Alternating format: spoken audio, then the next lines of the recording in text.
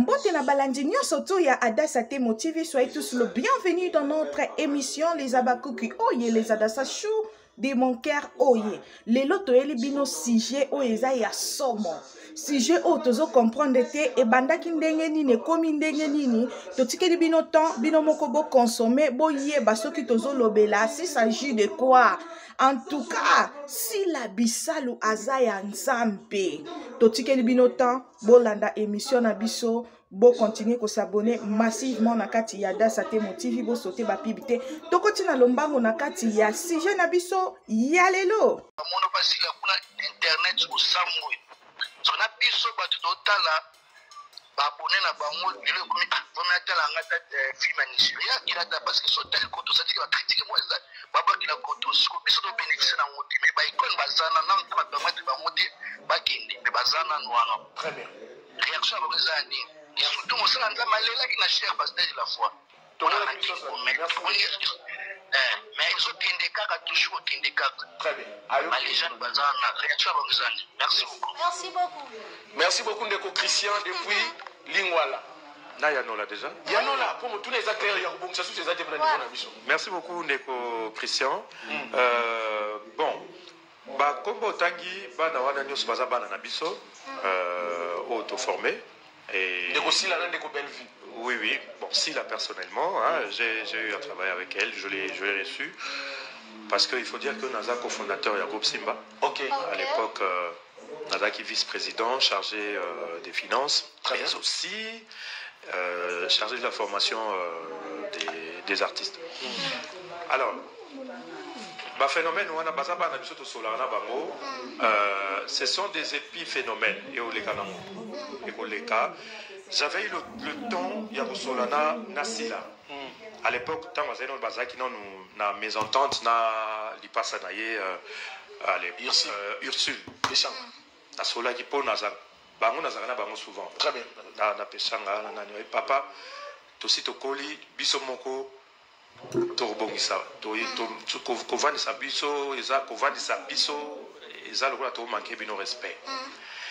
Et moi je dis et ça va phénomène moko et bongo surtout fanatique PR moko ba influence aka mais c'est des choses au bout d'un certain temps et aussi la moko très bien et aussi la moko et ça la bango moko déjà ba yebi que pour na base la ndenge bazawana bazana besoin ya polémique wana te ils en sont conscients bazana posa na yango te mais ils ont un phénomène mon pépé moko ekumbi bango parce que au fond na bango bazana bolingo entre bango bazana inimitié.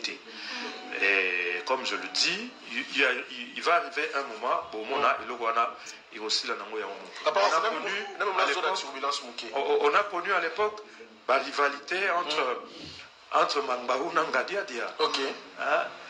Mais au fond, c'était deux amis, deux grands amis et deux frères. Très bien. Et puis à un certain moment, on a se fréquenter. Est-ce que ça l'une de raisons et ça en sorte que tout le monde a trotté dans le théâtre wana ya YouTube, dans le zonzing wana, barokin wana un peu. Et c'est l'une des raisons et ça en sorte que vous allez trotter dans le théâtre na bango. Bon, en tout cas, c'est pas ça la raison. La raison, c'est la discipline personnelle. Je crois que vous l'avez interviewé dans la Mingi. Na linga kosa là-bas. Parce que, selon moi, j'estime que ça a professionnalité. Okay. Parce que pour produire un théâtre, il y a un processus à suivre. Il faut travail de table, il faut la séance à répétition et après des bouquets dans la production. Donc, il y a la séance à répétition. Bon, on a évité sur ça. Bon, et ça va tout bien. J'ai déjà joué il y a une fois, si la Bengangaï n'a participé à la Ninaï, mais après ça, déjà bien avant, papa nous a boé pour que nous avons très rigoureux côté Wana. Elle m'avait briefé à l'avance. Très bien. J'ai déjà presté aussi, et pas il y a notre fille Dinana. Ça aussi, j'ai été briefé d'avance. Je vais venir. Mais ceux qui ont norme, je ne viens pas parce que je n'aime pas brader mon talent. Merci beaucoup. Papa Bondo.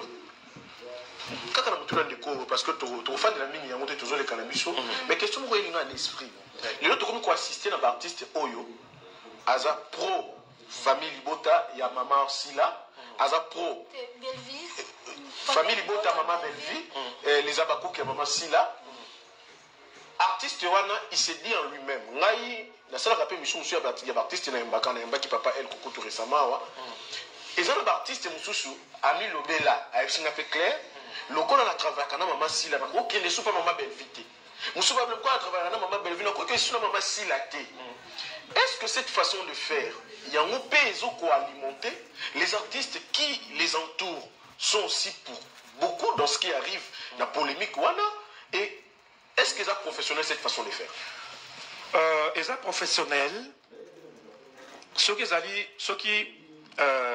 bateau tangwa ceux qui Sila ou bien Bellevue ou bien Pechanga ou bien Dinana bah signer na bango contrat à exclusivité. Très bien, c'est tout à fait normal. Nous on avait c'est ce que papa aussi avait. Nous on avait un contrat pareil tant nous avons na Kilimanjaro et puis Super Kilima. Très bien. C'est-à-dire tant nous avons acteur il y a Kilimanjaro ou bien Super Kilima au Kogi qui ne jouer pas majorité.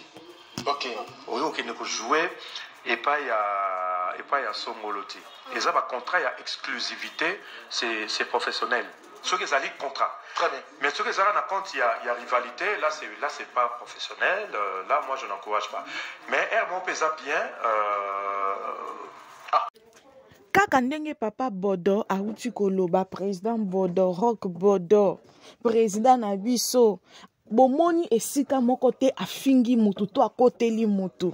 Mais pourquoi bino boya kaka loko la bango boye à côté li sila te à côté li mutu te apesi opinion na o eza juste o yemo tant que président a monique il faut loba toyebi ba président o bazalaka ba côté la kabatu mais tellement bon monique président bodoye ko loba aza juste pendenga a lobby parti wana que s'il a déjà bengisa ya kende ko tourner kuna na kati Sila bisalu officiel mais bana misusu nanu babengisa ete bolingi bo élever parti wana ke o akumisi Sila non bino bolingaka problème toyebisa ki bino ke na 2025 oyo toza na tempo na ba bêtise na bino te ta na biso ezali ya kozala concentré na kati ya Sila bisalu officiel kozala concentré na kati ya les Abakouk de SB nani atalaki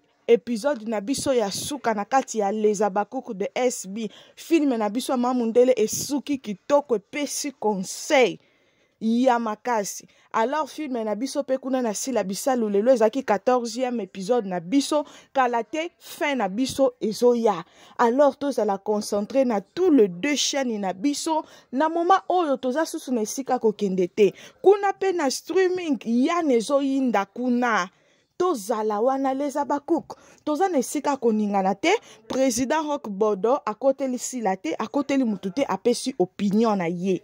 Vous comprendre bato bayaka bafingi Sila biso tokoya bato bayaka batie Sila musapi na 12h juste na 12h 2 minutes biso toye to attaquer alors ce qui problème ezate to tika koloba ba problème en tout cas nga na sepeli na papa Rock Bodo alobi kitoko makamno so alobi na sepe nango tozana te tozala kaka boy makelele lekebele non to sala musala to se concentrer na tous les deux chaînes na biso les Abakouk totia mouvement totia mupepe na kati ya mamundele na kati ya les Abakouk de SB tokoma pe na babone ebele l'épisode na biso nyonso esala 100k na kati ya Sila bisalu officiel pe l'épisode na biso esala 100k aletango bokoya na Dasa Temo TV bosotelenga ba pibité je vous aime.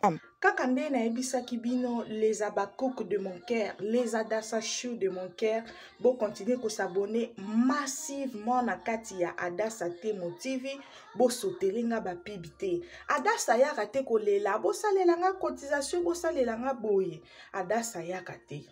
adasa loko mama adasa zosengeza kaka abakuku nyonso asepela na musala mama adasa chou na ngai nyonso bisika nyonso boza na yebi ke boza ebele bosotele mère na bino bapib te botalela nga bapib ekosunga mpona toya ekopesa makasi lisusu mpona toya na bavideo mosusu na bemission ya somo les abakuku to consommer SBC la bisalo SB to fongoli pe deuxième chaîne na biso les abakuku de SB to consommer ane oyo to tia mopepe na nyonso na lingaka bino bo sorte ba pib te bo partager chaîne nanga bo continuer ko s'abonner massivement to kutani na émission ya mbala sima bye.